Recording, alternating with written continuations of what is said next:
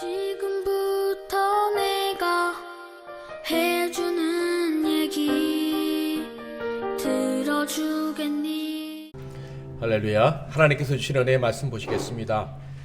구약성경 창세기 24장 26절에서 27절 말씀입니다. 창세기 24장 26절에서 27절.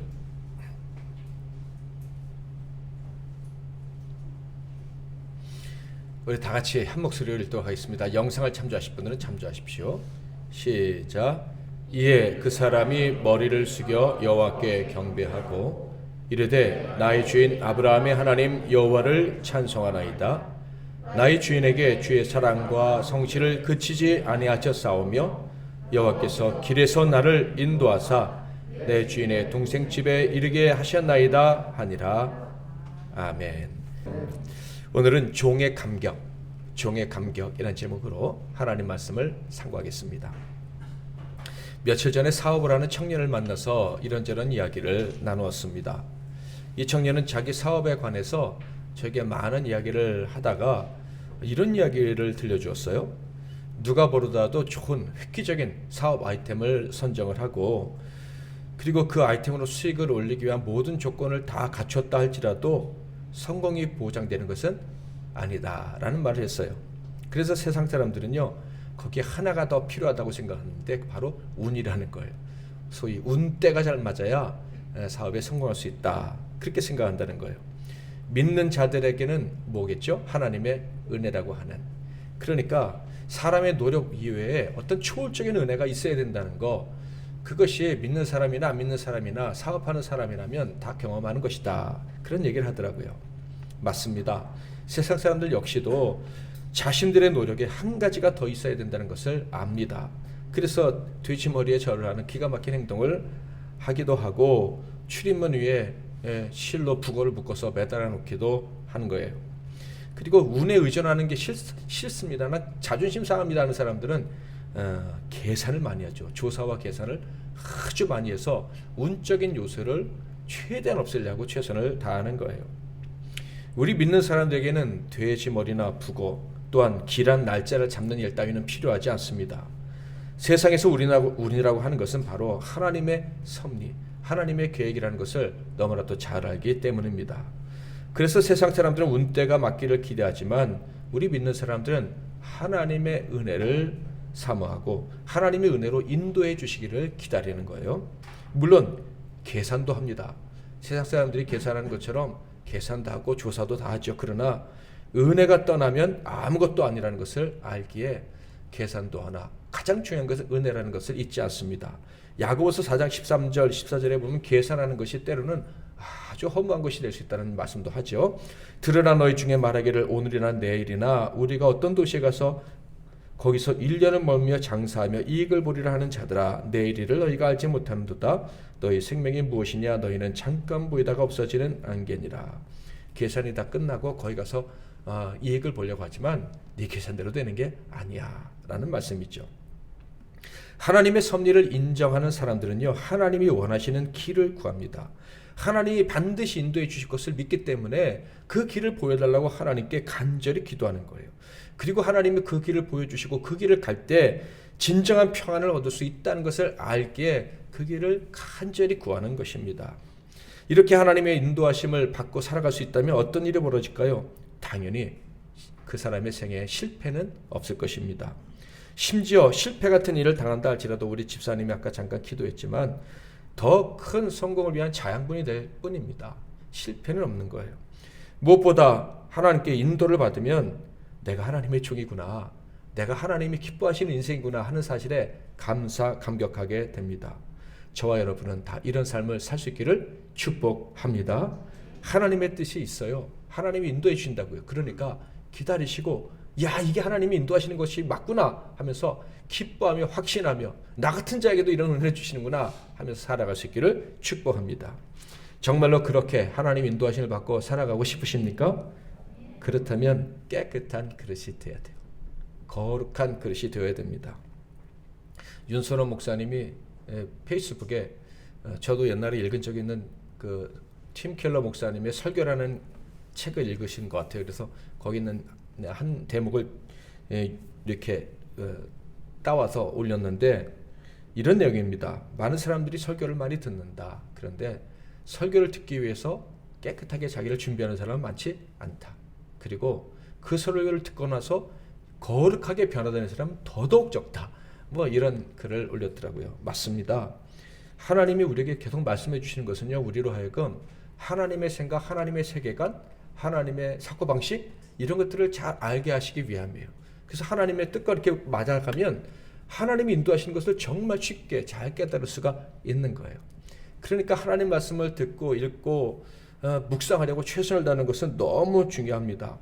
여러분 성경 읽기로 하셨는데 열심히 읽으시고 예배 시간에 하나님 말씀을 집중해서 들으시되 듣기 전에 준비 잘하고 내게 어떤 말씀을 해주실까 기도하고 들으면 그 말씀대로 내가 변화될 수 있기를 소원하고 기도하시기를 바랍니다. 그래야 하나님의 인도하심을 늘 체험하면서 감사감격하면서 살아갈 수가 있는 거예요.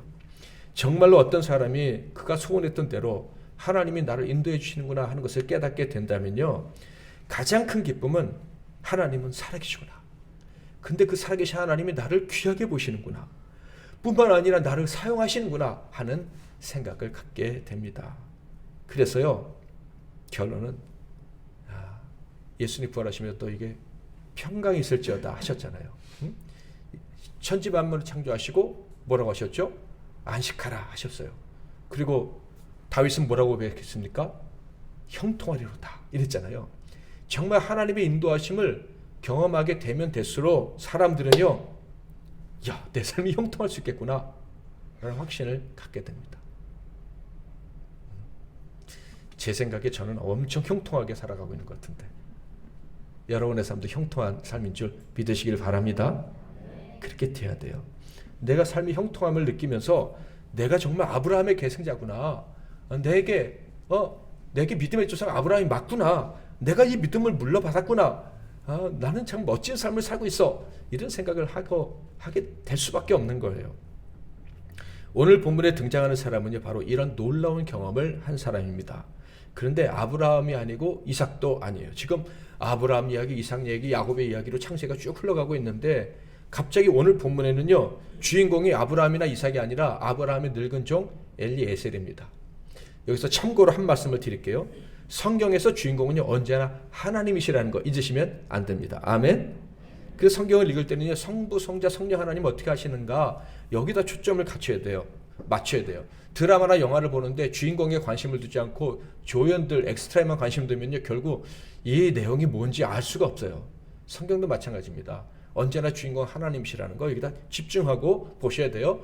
그러므로 엘리에셀이 주인공이다라는 말은 하나님이 주인공이신데 가장 중요한 조연이 여기서는 누구다? 엘리에셀이다. 이런 얘기인 거예요. 이 엘리에셀은요, 아브라함이 자식도 없고 그래서 믿음이 약해졌을 때 상속자로 삼으려 했던 사람이에요. 15장 2절에 보면 아브라함이 이르되 주 여호와여 무엇을 내게 주시려 하나이까 나는 자식이 없사오니 나의 상속자는 이 다메섹 사람 엘리에셀이니이다. 바로 그 사람이 오늘 본문의 주인공으로 등장을 하는 거예요. 자, 그런데 창세기 24장을 읽어보신 분들은 느끼셨겠지만 저는 옛날부터 그런 생각을 했어요. 창세기 24장을 읽을 때마다 너무 자세히 기록하신 것 같다. 심지어 아브라함의 말, 이삭의 말, 야곱의 말보다 엘리에셀의 말은 너무 자세히 기록했고 정말 똑같은 얘기를 2번이나 반복해서 기록했다. 이 성경 굉장히 문학적인 책인데 이 창세기 24장만큼은 좀 덜 문학적인 것 같다라는 생각을 제가 많이 했었어요. 너무 장황하게 엘리에셀이 한 말을 기록해 놔서 이게 좀 지면 낭비가 아닌가라는 생각이 들 정도였습니다. 그러니까 앞에 나왔던 얘기는 예를 들어서 이런 엘리에셀이 앞에 있었던 얘기를 다시 설명을 했더라. 뭐 이렇게 하면 되는데 그냥 그대로 또 다시 똑같이 적어 놓으셨다 하는 거예요. 도대체 이 엘리에셀의 행동이 얼마나 대단하기에 이렇게 하셨을까라는 생각을 하지 않을 수가 없어요. 저는 왜 이렇게 하셨을까라는 관점에서 묵상을 하면서 갑자기 마음에 큰 감동이 몰려왔습니다. 자, 성경의 주인공은 언제나 누구시라 그랬죠? 하나님이시라 그랬어요. 그렇다면 이 주인공이신 하나님이 이렇게 엘리에셀에 대한 이야기를 장황하게 쓰시면서 도대체 무엇을 우리에게 알려주기를 원할까?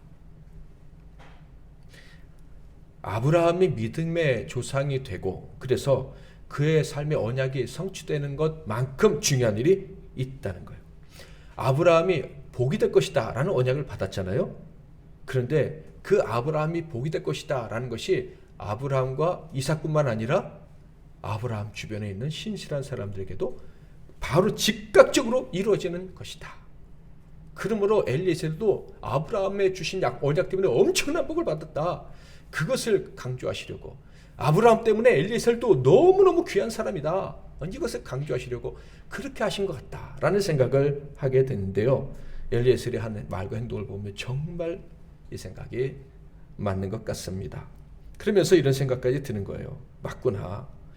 아브라함에게 주신 언약이 바로 그 즉각 엘리에셀에게 성취됐다면 그 언약을 예수 그리스도를 통해서 다시 한번 확인받은 우리의 삶에서는 하나님이 아브라함에게 주신 언약이 더 분명하게 즉각적으로 성취되지 않겠느냐. 저와 여러분은 복인 줄 믿으시기를 바랍니다. 우리 때문에 우리 주변의 사람들이 복을 받게 되는 거예요. 저는요, 이 엘리에셀의 이야기를 하나님이 장황하게 쓰신 것 같다는 느낌을 받으면서 질문하는 동안에 결국 하나님께서 우리에게 알려주신 진리는 아브라함 때문에 너도 복받은 사람이야, 그것을 알려주시기 위한 것이다 라는 생각을 하게 됩니다. 그러므로 저와 여러분이요, 이 하나님의 충성된 종으로 살기 원했던 사람이 분명하다면 오늘 본문 말씀 창세기 24장 말씀을 깊이 묵상하게 될 때 그리고 어느 순간 깨닫게 되면 저는 큰 감동을 할 수밖에 없다, 감격을 할 수밖에 없다라는 생각이 들었습니다. 그래서 오늘 설교 제목이 종의 감격이에요. 저 여러분이 하나님의 종으로 부름받았으면 당연히 아브라함에게 주신 복이 우리에게 임할 것이고 우리에게도 이런 감격이 계속될 것이다 라는 확신이 들어서 오늘 종의 감격이다 라는 제목으로 말씀을 전하는 거예요. 엘리에셀은 비록 늙었습니다. 아브라함도 이삭도 아니고 그 집안의 종에 불과한 사람이었어요. 그런데 그가 하나님의 언약을 받은 사람 아브라함과 함께 있으므로 그가 하나님의 종으로 쓰임을 받게 됩니다. 그런데 오늘 본문에 보니까 하나님과 1대1의 관계를 맺으면서 아브라함을 통해서 기도한 게 아니라 이 엘리에셀이 하나님과 직접 교제하면서 하나님께 기도하고 그리고 응답을 받는다, 인도하심을 받는다, 사명을 감당하게 됐다라는 거예요. 엘리에셀은요, 아브라함의 충성된 종이었죠. 아브라함이 조카 롯보다 그를 후계자로 삼고 싶을 정도였으니 그는 참으로 믿을 만한 사람이고 변치 않는 사람이었던 것이 분명합니다. 또한 그는 모든 업무를 관장하며 주인을 참으로 기쁘게 했던 사람, 참된 일꾼이었습니다. 그래서 주석가들은 그에겐 참 비범한 재능이 있었을 것이다, 남과 다른 재능이 있었을 것이다, 이렇게 생각을 합니다. 예를 들자면 사람을 분별할 줄 아는 능력, 그래서 사람들의 재능을 발견하고 그 사람들을 어떻게 적재적소에 배치해야 되느냐 하는 것, 그래서 사람들의 최선을 끌어낼 수 있는 능력이 그에게 있었던 것 같고, 또 어떤 일을 맡기든지 간에 이윤을 남길 수 있는 지혜가 있었고, 무엇보다 주인을 기쁘시게 해드리는 지혜가 있는 사람이었다라는 생각을 해봅니다. 특히 창세기 24장의 말씀을 통해서는 그가 아브라함과 같은 관점, 같은 시각을 가지려고 노력을 했고, 그래서 아브라함이 정해놓은 어떤 기준, 그 선에서 올바른 선택을 할 수 있는 사람이라고 인정을 받았다는 것도 확인할 수 있게 됩니다. 그래서 아브라함이요, 내가 기뻐하는, 하나님의 기뻐하는 신부감, 나의 며느리 이삭의 아내를 구해오라 라는 명을 내릴 수가 있었다는 것이죠. 아브라함은 이 종에게 신부감을 구해오라고 하면서 분명한 기준을 정해 주었습니다. 우리 가족이 될 사람의 조건은 이렇다라는 거예요. 그게 무엇입니까? 무엇보다 믿음으로 떠날 줄 아는 사람이어야 한다라는 거예요. 특히 아브라함이요, 어디서 신부감을 구해오라고 했습니까? 내 고향 땅에서. 그럼 그 고향 땅에 있는 사람들은 뭘 봤어요? 아브라함이 믿음으로 떠난 걸 봤어요. 그럼 엘리에셀이 도착했을 때 무슨 얘기를 듣겠습니까? 아브라함이 믿음으로 떠났더니 이렇게 하나님이 복을 주셨다, 아들까지 주셨다. 그러니까 너희 이삭의 신부 될 사람도 떠나자라고 할 때 믿음으로 떠날 근거가 있잖아요. 그래서 믿음으로 떠날 수 있는 계기를 주려고 계기를 가질 수 있는 사람은 이 아브라함의 고향 사람들밖에 없기 때문에 고향에 가서 신부를 구해오라 하지 않았을까? 저는 그렇게 생각을 합니다. 거기 가서 봐라, 믿음으로 떠났더니 이렇게 하나님이 복을 주셨다. 그러니까 이삭의 신부들 너도 떠나야 된다. 바로 그 말을 듣고 믿음으로 떠나오는 사람만 나의 며느리가 될 수 있다. 이삭의 신부가 될 수 있다. 이런 기준을 딱 정해준 것이죠. 이 사명을 받은 엘리에셀은요, 아브라함의 고향 땅 하란을 향해서 여행을 하게 됩니다. 사실 늙을 종이 그 자동차도 아니고 약대를 타고 여행하기에는 너무 먼 거리였어요. 800km가 넘는 거리였기 때문입니다. 그런데 성경을 보면 이 먼 거리는 그에게 전혀 문제가 아니었던 것 같아요. 그에게 가장 큰 문제는 바로 주인을 기쁘시게 해드리는 것이에요. 그것이 바로 그도 역시 섬겼던 하나님을 기쁘시게 해드리는 것이라는 것을 알았기 때문입니다. 그는요, 경건한 사람이었어요. 아브라함처럼 하나님께 쓰임받는 종, 하나님께 인정받는 종이 되고 싶은 열망이 있는 사람이었다. 아브라함처럼 나도 하나님께 이끄심을 받고 싶어요. 하나님의 인도하심을 받고 싶어요. 라는 마음이 있었다라는 거예요. 그래서 그는 하란에 도착하자마자 가장 먼저 한 일이 있는데 바로 기도였습니다. 하나님께 인도해달라고 도움을 구하는 기도였다. 11절 12절 같이 한번 읽겠습니다. 시작.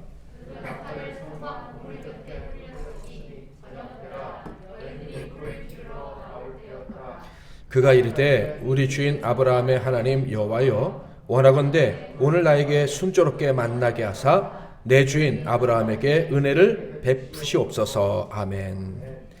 한 성, 그거는 이제 하나님이 정해주신 목적지였어요. 그 성 밖에 딱 도착했는데 때마침 저녁인 거예요. 그리고 우물가인 거예요. 그 우물가의 저녁에는 어떤 일이 벌어지냐면 성 안에 있는 여성들이 물을 길러 나오는 거예요. 낮에는 더워서 물을 못 깃기 때문에. 그러니까 이 사람이 순간 야, 하나님이 인도해 주시는구나 하는 것을 느끼면서 소름이 쫙 끼쳤던 것 같아요. 그래, 어쩌면 지금 이 순간이 하나님이 내 주인의 며느리감을 만나게 해주시는 그 때인지도 몰라 라는 생각이 드는 순간 바로 기도를 한 거예요. 또한 아브라함의 이야기, 하나님이 사자를 내 옆에 보내서 준비시켜 주실 거야 라는 말도 딱 떠올른 것 같아요. 그래서 그렇구나, 지금이 바로 기도해야 될 때구나. 하나님이 지금 준비 놓으셨는데 어쩌면 지금이 하나님이 준비하신 그 여인을 만나게 줄 때 내가 사명을 감당해야 될 때인지도 모르는데 그냥 있을 수 없겠구나 해서 기도를 한 거예요. 여러분, 기도하는 이유가 뭔지 아십니까? 사실 기도하지 않아도 하나님이 우리에게 좋은 거 많이 주셔요. 응답해 주셔요. 그런데 기도하는 사람은 달라요. 뭐가 다른 줄 아십니까? 기도하는 사람만이 하나님이 인도하셨구나라는 확신을 가지고 감격을 할 수 있어요. 근데 기도하지 않는 사람은 다 우연인 거예요. 그냥 저절로 된 거예요. 기도하지 않아도 하나님이 다 복 주시던데요. 그래서 그냥 무난하게 살아요. 맞아요. 틀린 건 아니에요. 그런데 그런 사람에겐 감격이 없어요. 그래서 안 믿다가 죄악을 막 짓다가 돌아와서 회개하고 막 기도하면 응답받고 막 감격하는데 나는 평생 예수 믿었는데 왜 감격이 없지? 이런다니까요. 사실은 자기가 더 큰 은혜를 받고 있음에도 불구하고 기도하지 않으니까, 구체적으로 간구하지 않으니까 그냥 거저 덤으로 하는 인생을 사니까 감격이 없는 거예요. 이 엘리에셀은 때가 됐다라고 생각하니까 기도한 거예요. 그러니까 이 사람은 감격하며 살 수밖에 없는 조건을 딱 갖추고 있는 사람이다라는 거예요. 자, 순조롭게 신부감을 만나게 해달라고 기도했습니다. 그것도 자신이 아닌 주인을 위해서 기도했습니다. 여러분, 하나님 영광을 위해서, 교회를 위해서, 형제들을, 이웃들을 위해서 우리가 기도한다면 그게 내 일을 감당하는, 쉽게 말하면 뭐 내가 직장에 취직한다든지 학교에 합격한다든지 뭐 이런 일을 할지라도 정말 하나님을 위해서, 다른 사람을 위해서 간구한다면 하나님이 반드시 응답을 해 주십니다. 때로는 즉각 응답을 해 주시는 거예요. 여러분, 하나님이 여러분을 인도해 주신다고 믿으시죠? 그렇다면요, 여러분이 하나님 영광을 위해 살려고 할 때 하나님이 인도해 주시는데 천사를 앞서 보내서 인도해 주신다는 것을 믿어야 됩니다. 하나님이 우리 앞서서 가서 다 길을 예비하고 계신 거예요. 그러니까 세상 말로는 완전한 길, 아니 성공적인 길, 복된 길로 반드시 인도해 준다 하는 거예요. 좁은 길 같아도 완전한 길로 하나님이 우리를 인도해 주십니다. 자, 이렇게 하나님이 우리를 인도해 주실 때 순조롭게 인도해 주실 줄 믿는다면 올바르게 기도하는 것이 너무나도 중요하다는 것을 알아야 합니다. 말씀드린 것처럼 내 뜻을 관철시키기 위해서 기도하는 것이 아니라 하나님이 인도하신다는 것을 확인하고 싶어서 하는 기도가 너무너무 중요하다라는 거예요. 자, 종이 어떻게 기도했는지 13절 14절 같이 한번 읽어보겠습니다. 시작. 물 기르러 나오겠사오니 내가 우물 곁에 서 있다가 한 소녀에게 이르기를 청하건대 너는 물동이를 기울여 나로 마시게 하라 하리니 그의 대답이 마시라 내가 당신의 낙타에게도 마시게 하리라 하면 그는 주께서 주의 종 이삭을 위하여 정하신 자라 이로 말미암아 주께서 내 주인에게 은혜 베푸심을 내가 알겠나이다. 아멘. 종의 기도는요, 하나님이 신부감을 주실 것 같아요. 주실 줄 믿습니다 하는 마음에서 이제 기도를 하는 거예요. 그런데 하나님이 분명 주실 게 내가 믿어지는데 하나님이 주셨을 때 제가 잘 알아차려야 되지 않겠습니까? 그래서 제가 알아차릴 방법은 느낌은 분명히 있다 할지라도 하나님이 정말 주셨다라는 확신을 갖고 싶어서 제가 이렇게 기도합니다. 물을 달라고 하면 그 소녀가 제게 마실 물을 주게 하옵소서. 두 번째, 내게 물을 준 후에는 내 약대들에게도 물을 주게 하옵소서. 이렇게 기도를 한 거예요. 그러면 하나님 보내신 여종인 줄 알겠다고, 딸인 줄 알겠다고. 그러니까 이 사람은요, 혼맹랑한 자기가 물 마시고 싶어서 약대한테 물 길어주기 싫어서 이런 기도한 게 아니에요.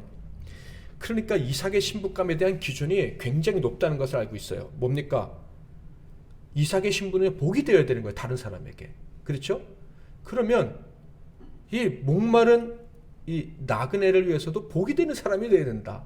심지어 미물에게도 복이 되는 사람이면 더 좋겠다. 그러니까 굉장히 높은 기준을 가지고 기도한 거지 그냥 허맹랑하게 뜬금없이 조건을 단 게 아니에요. 상상할 수 없을 정도로 친절하고 그리고 성실한 매우 기쁘게 섬기는 사람이어야 된다라는 생각을 딱 가지고 있었던 거예요. 그래야 하나님도 기뻐하시고 아브라함도 기뻐하지 않겠느냐라는 생각을 한 것이죠. 점 튀듯이 침 뱉어놓고 하나님 오른쪽으로 튀면 오른쪽으로 하고 왼쪽으로 하면 왼쪽으로 튀겠습니다. 이런 식의 기도가 아니라는 거예요. 그의 기도는요, 분명 아브라함과 그 가문의 가치를 인정하고 기도한 거예요. 아브라함의 가문에 대해서 깊은 존경심을 가지고 있어요.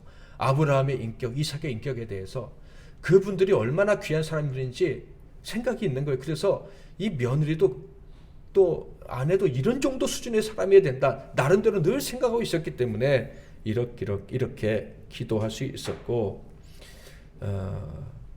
또 그래서 하나님이 그 기도를 기쁘게 들어주지 않으셨나 하는 생각이 듭니다. 그는 사실 어떻게 기도하든지 하나님이 인도해 줄 줄 믿고 있는 사람이에요. 아멘. 그러니까 이때 이 사람이 다른 조건을 걸었어도 하나님이 들으실 것이다. 저는 그렇게 생각을 해요. 왜? 하나님 위해서, 아브라함을 위해서 충성된 마음인데, 그리고 내가 편하고자 기도하는 게 아니라 하나님 뜻이 정말 하나님 뜻을 정말 알고 싶어서 내가 내 뜻대로 가고 싶지 않아서 한 기도인데 하나님이 다른 조건을 들었다고 안 들어주시겠어요? 그러니까 저와 여러분이 하나님 뜻을 구하기 위해 기도할 때 어떤 조건을 건다 할지라도 그게 내 이기적인 목적이 아니라면 하나님이 다 그 귀엽게 여기시고 증거를 주실 것이다. 저는 그렇게 생각을 합니다. 아멘. 자, 그런데 그가 이렇게 기도하자마자 응답이 되는데 사실은 너무 빨리 응답됐다 사람들이 생각할지 모르지만은 하나님의 인도하심을 받기 위해서 기도하는 사람들은요, 종종 때로는 자주 하나님이 참 빨리 응답해 주신다 하는 것을 경험하게 됩니다. 이 종이요, 기도하자마자 하나님의 응답을 탁 받게 돼요. 옆에 계신 분들에게 즉각 응답 받으시는 복을 누리시기를 바랍니다. 될 줄 믿습니까? 그럼요. 우리 하나님 얼마나 대단하시. 우리가 생각하기 전에, 기도하기 전에 우리에게 있어야 될 거 다 아시는데 뭘 기도하면 몇 년 기다릴까요? 3년 기다릴까요? 뭐 이런 식으로 합니까? 100년이 걸리는 것 같아도 즉각 응답해 줄 수 있는 분이 우리 하나님이세요. 여러분 좀 천천히 응답해 주셔도 될지 모르지만 저는 성질이 급해가지고 빨리 응답해 주시는 게 좋아요. 그러니까 여러분도 빨리 응답해 주시게 응답 달라고 기도하는 거 절대 잘못된 게 아니라는 거 기억하시기를 바랍니다. 자, 15절 16절 말을 마치기도 전에 리브가가 물동이를 어깨에 메고 나오니 그는 아브라함의 동생 나홀의 아내 밀가의 아들 부델의 소생이라. 그 소녀는 보기에 심히 아름답고 지금까지 남자가 가까이 하지 아니한 처녀더라. 그가 우물로 내려가서 물을 그 물동이에 채워가지고 올라오는지라. 기도가 끝나기도 전에 너무나도 사랑스럽고 정말 귀해 보이는 소녀가 딱 등장을 한 것입니다. 영적으로 아주 밝았던 이 엘리에셀의 눈에 보기에, 주인의 마음과 통했던 엘리에셀의 눈에 보기에 이 여자구나, 이 소녀구나, 이 소녀는 보통 소녀가 아니야, 이 소녀를 내 주인의 며느리로 삼아야겠다 하는 생각이 딱 든 거예요. 그래서 어떻게 했는지 아십니까? 17절 아주 재밌는 광경인데요. 시작.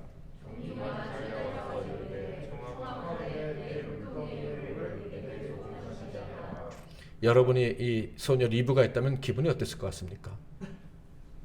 힘들게 물을 들고 올라옵니다. 이 우물은요, 그냥 이 두레박으로 길어오는 그런 우물이 아니에요. 이게 웅덩이가 이렇게 파여 있는데 거기 밑에 이제 물이 있는 거예요. 그래서 물을 깃기가 사실 쉽지가 않다고 그래요. 이 소녀들이 물동이 이고 그 모래사장을 내려가가지고 그 길어가지고 힘들게 이렇게 올라와야 되는 거예요. 그러니까 절대 물 깃기가 쉬운 그런 데가 아닌데 힘들게 끙끙 올라오는데 갑자기 웬 이방인 노인이 자기를 위해서 막 달려온다고 생각해 보세요. 좀 당황스럽지 않았을까라는 생각이 듭니다. 700km를 여행한 노인이에요. 그것도 저녁이에요. 하루 종일 걸어왔을 거예요. 그런데 이 소녀를 보자마자 이 노인이 뛰어갔다. 피곤하지도 않은 것 같다는 생각이 들어요. 왜 피곤하지 않았을까?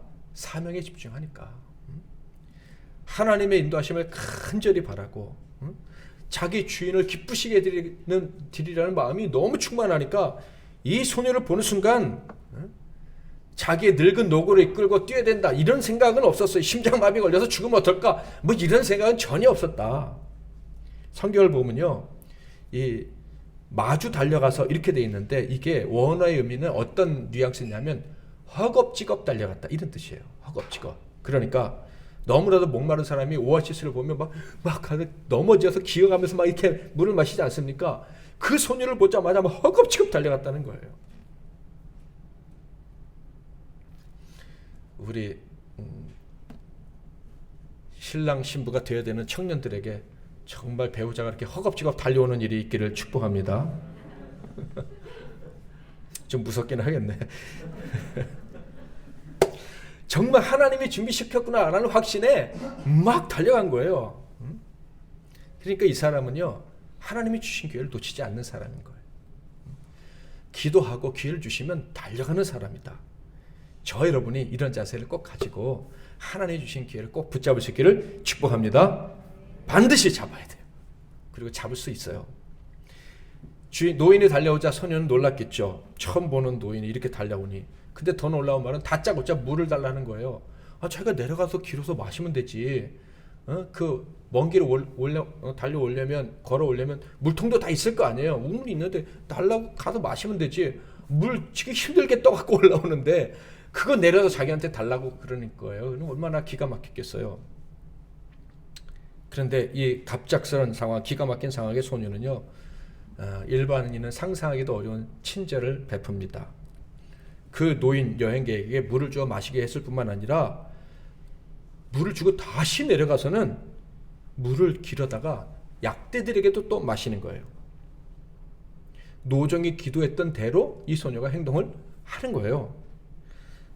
약대가 몇 마리인 줄 아십니까? 성경에는 10마리라고 돼 있어요. 어떤 주석을 보니까 약대 한 마리당 100리터를 마신대요. 그럼 10마리는 1000리터잖아요. 1톤인데 뭐 그렇게까지는 길지 못했겠지만은 약대들 10마리 다 마시려면 이 소녀는 굉장히 오랫동안 물을 길어야 했을 거예요. 힘들게. 바로 이때의 모습을 20절 21절에서 묘사하고 있는데 어떻게 보면 심각하고 어떻게 보면 참 재밌어요. 자, 같이 한번 읽어볼까요? 20절, 21절 시작. 다시 기르려고 우물로 달려가서 모든 낙타를 위하여 깃는지라. 그 사람이 그를 묵묵히 주목하여 여호와께서 과연 평탄한 길을 주신 여부를 알고자 하다니. 자, 먼저 소녀는 급히 움직였다고 하는데요. 이 말은 서둘렀다는 거예요. 그냥 이 노인하고 약대들에게 물을 주고 싶은 마음에, 그러니까 섬기려는 열정이 너무 충만해가지고 막 서둘렀다라는 거예요. 과한 요구를 받았는데도요, 짜증내거나 뭐 기가 막히다는 그런 표정 하나 없이 힘을 다해 늙은 나그네와 그 일행을 섬겼던 거예요. 우리말 성경에는요, 그 20절에 보면 급히 물을 구유에 붓고 다시 이렇게 되어 있지만, 한 번만 나왔지만 히브리 성경에는요, 다시라는 말이 4번이나 나왔어요. 그러니까 물을 주고 또 다시 가서 물 깃고 또 다시 가서 물 깃고 이거를 계속 반복했다는 얘기예요. 이 리브가는 평소 그녀의 성품대로, 그녀가 행동했던 대로 행동했던 것이 분명하다라는 생각이 들어요. 성실하게 행동하고, 그리고 특히 남을 섬길 때는 무엇보다 성실하고 최선을 다하고, 손님 대접할 때는 아끼지 않고 자기 에너지와 물질을 아끼지 않는 사람이라는 것을 볼 수가 있어요. 히브리서 13장 2절에는 이런 사람을 뭐라 그랬어요? 부지 중에 천사를 대접하는 사람이다, 이렇게 얘기하고 있잖아요. 자, 바로 이런 모습을 종은 어떻게 보고 있어요? 묵묵히 주목하여 보고 있었다라는 거예요. 사실 자기가 해도 되는데 물 기르라고 시켜놓고 자기는 어떻게 하나, 이 소녀 혼자 분주하게 왔다 갔다 하는데 뭐 종들에게 좀 도와줘라 이런 얘기 하는 것도 아니고 계속 지켜보고 있었다, 이렇게 얘기하고 있어요. 왜 그랬을까요? 이미 그는 알고 있어요. 이 소녀겠구나. 그렇지만 혹시라도 자기가 앞서가지 않을까, 하나님 뜻이 분명하지만 혹시라도 내 뜻대로 선택하는 것은 아닐까 해서 실수하지 않으려고, 섣불리 판단하지 않으려고 하나님의 뜻을 물으면서 계속 지켜보고 있었던 거예요. 그렇게 조심스럽게 하나님의 뜻을 구한 후에 이 소녀에게 내가 묵을 수 있는 곳을 구해달라고 부탁을 합니다. 그런데 이 소녀가 자기 집에 오면 된다라고 말했을 뿐만 아니라 물어보지도 않았는데 자기 소개를 합니다. 바로 아브라함의 친족이라는 거예요. 아브라함의 조카 부두엘의 딸입니다 라고 자기를 소개를 한 것입니다. 그 순간 그는 기도가 응답되었구나 라는 생각이 들었어요.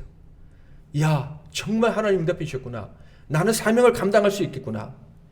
그는 내 주인 아브라함이 말씀하신 대로 하나님이 순적하게 만나게 해주신 그 며느리 신부감이 맞구나 라는 생각이 든 거예요.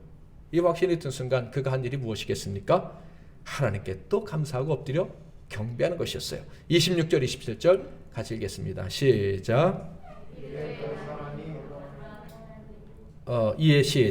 이에 그 사람이 머리를 숙여 여호와께 경배하고 이르되 나의 주인 아브라함의 하나님 여호와를 찬송하나이다.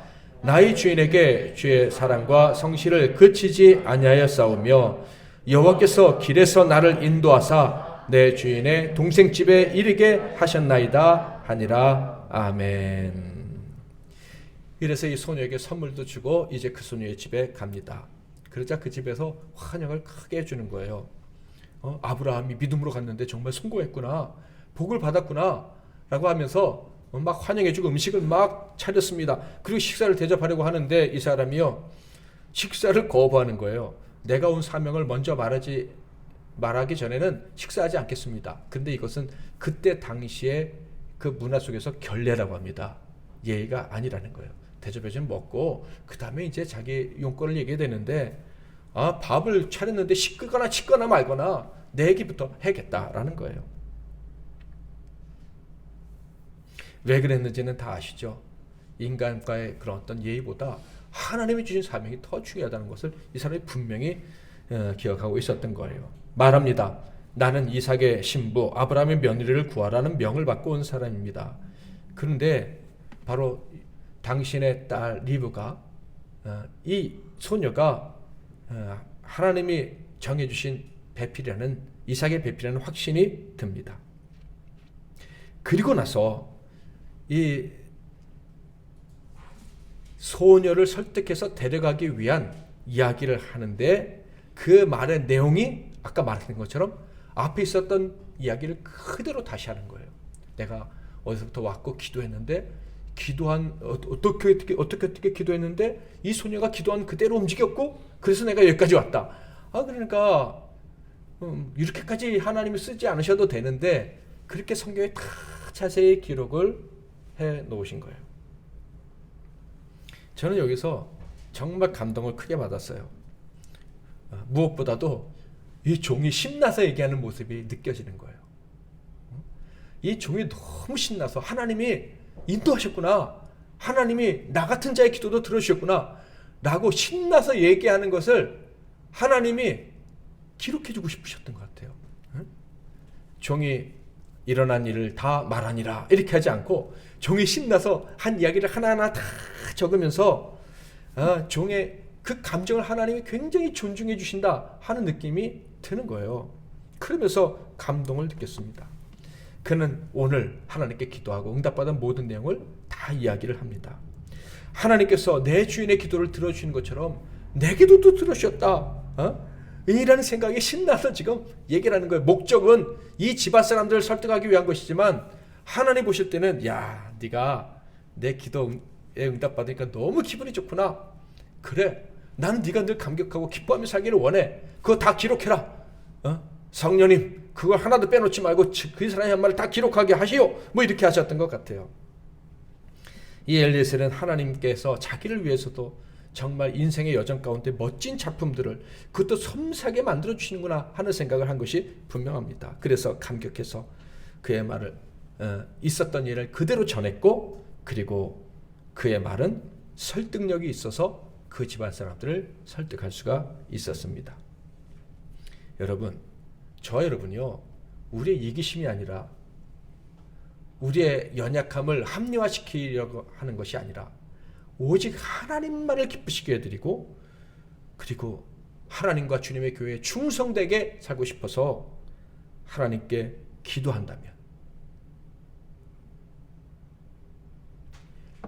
하나님은 계속해서 우리 삶에 벅찬 감격거리들을 주십니다. 아멘. 하나님의 살고 싶은 열정으로 살면요 감격이 넘칠 수밖에 없어요. 그래서 정말 사람들한테 뭐 다 말을 못할 수는 있겠지만 간직거리들이 계속 생기는 거예요. 하나님이 이렇게 하셨다. 하나님이 이렇게 하셨다. 하나님이 또 기도를 들으셨다. 남들이 네 기도만 들어주시냐? 그러면 아유 죄송합니다. 그러면 속으로는 맞아요. 하나님 내 기도만 들어주시는데 왜 나의 기도를 이렇게 들어주시지? 하면서 살아가게 되는 거예요.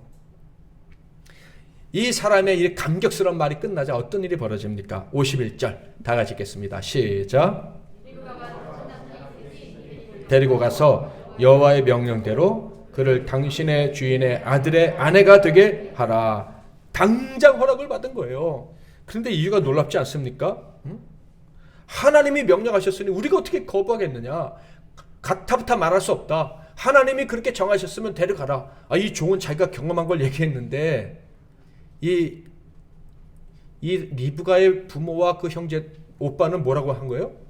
그게 하나님이 하신 일이다. 이렇게 얘기를 하는 거예요. 기가 막히지 않습니까? 내가 경험한 것이, 내가 기도해서 응답한 것이 세상 사람들이 볼 때도 하나님의 일이라는 거예요. 그러니 이 종은 또 감격할 수밖에 없었죠. 그리고 아까 잠깐 말씀드렸지만 아브라함이 이 고향 땅에 가서 신부를 구하라고 했던 이유도 분명히 깨달아지게 된 거예요.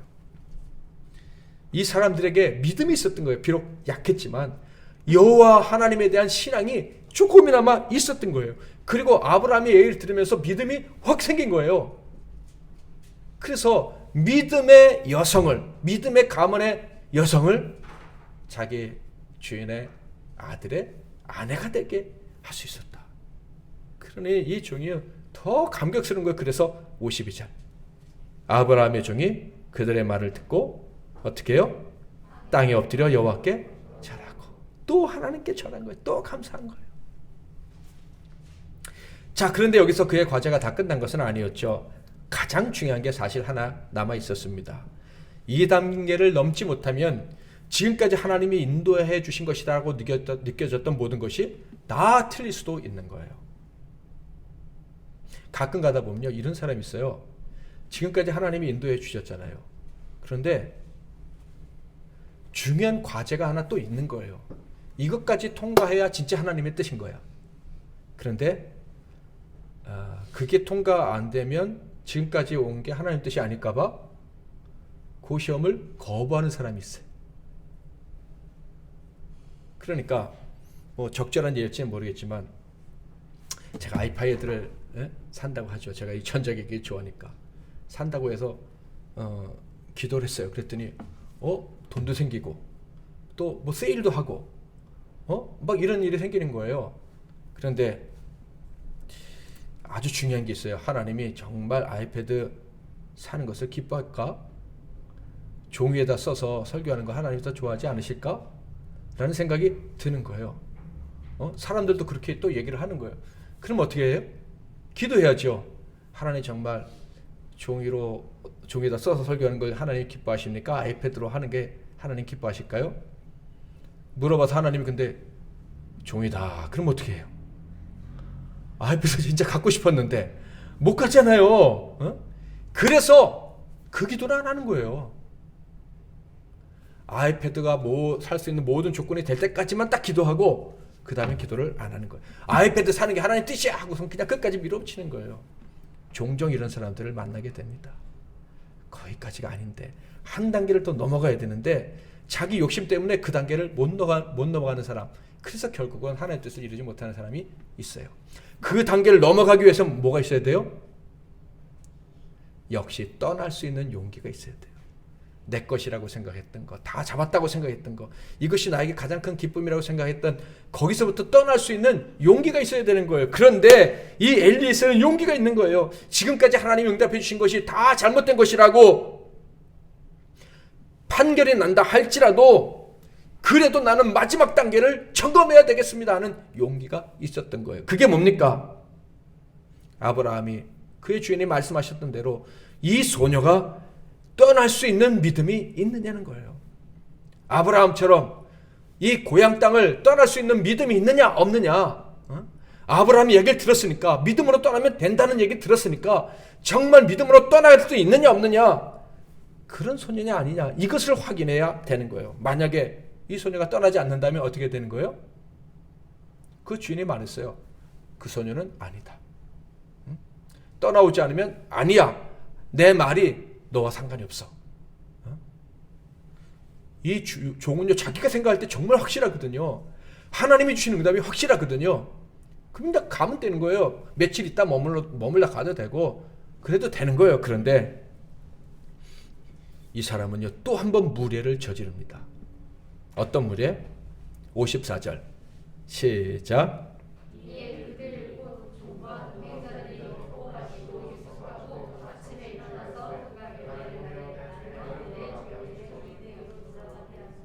하룻밤 자고 일어났더니 바로 그날 출발한다는 거예요. 피곤했을 텐데, 자기 몸도 힘들었을 텐데.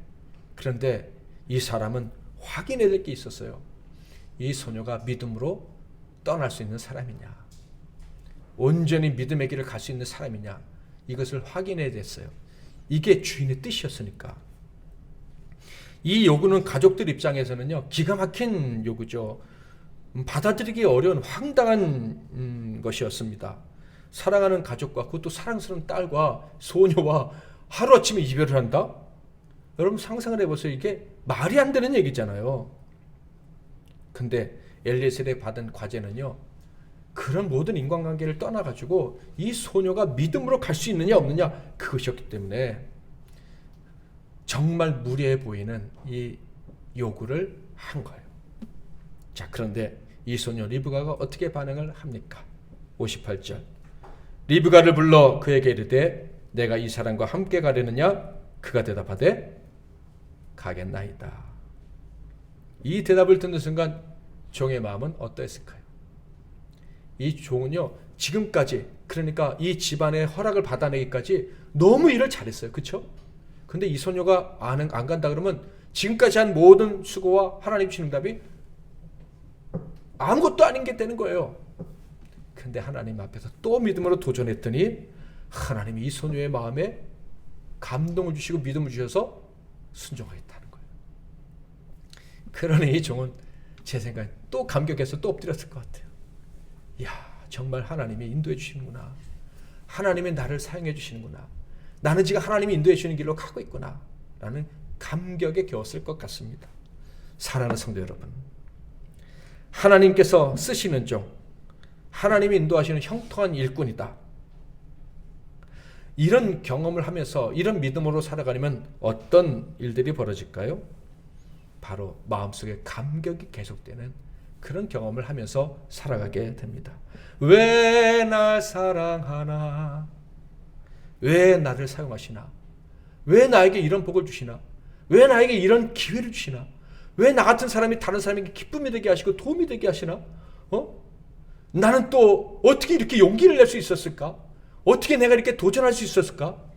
이야, 그런데 하나님이 이 도전이 다 잃어버릴 것 같은 도전이었는데 복이 되게 하셨구나. 어떻게 나한테 이런 멋진 일들이 계속 일어나게 하시나? 이런 감격을 하면서 살아가게 되는 거예요. 정말로 우리가 우리 자신의 이 작은 이익이 아니라 하나님의 영광을 위해서, 하나님의 뜻을 이루기 위해서, 주님의 몸된 교회를 위해서, 이웃들을 위해서 정말 충성하고 싶어서 하나님께 기도한다면, 때로는 조건을 걸고 기도한다 할지라도 하나님은요 정말로 그 기도에 응답해 주시고 우리로 하여금 벅찬 감격들을 경험하면서 살아가게 하실 것입니다. 여러분, 어떤 기도 제목이 있으십니까? 그것이 심지어 결혼 문제, 직장 문제, 여러분 사업 문제, 건강 문제라고 할지라도 여러분의 그 이 과정 속에서 이 과정을 통과하면서 하나님의 영광을 드러내기를 원한다면 하나님이 멋지게 응답해 주셔서 그냥 기도 응답이 아니라 감격스러운 응답, 이렇게까지 하나님이 해주시는구나 하는 그런 경험을 하면서 살아가게 될 것입니다. 이번 한 주간에도 그런 경험들이 저와 여러분에게 반드시 있을 것입니다. 이르되 나의 주인 아브라함의 하나님 여호와를 찬송하나이다. 나의 주인에게 주의 사랑과 성실을 그치지 아니하였사오며 여호와께서 길에서 나를 인도하사 내 주인의 동생집에 이르게 하셨나이다 하니라. 아멘.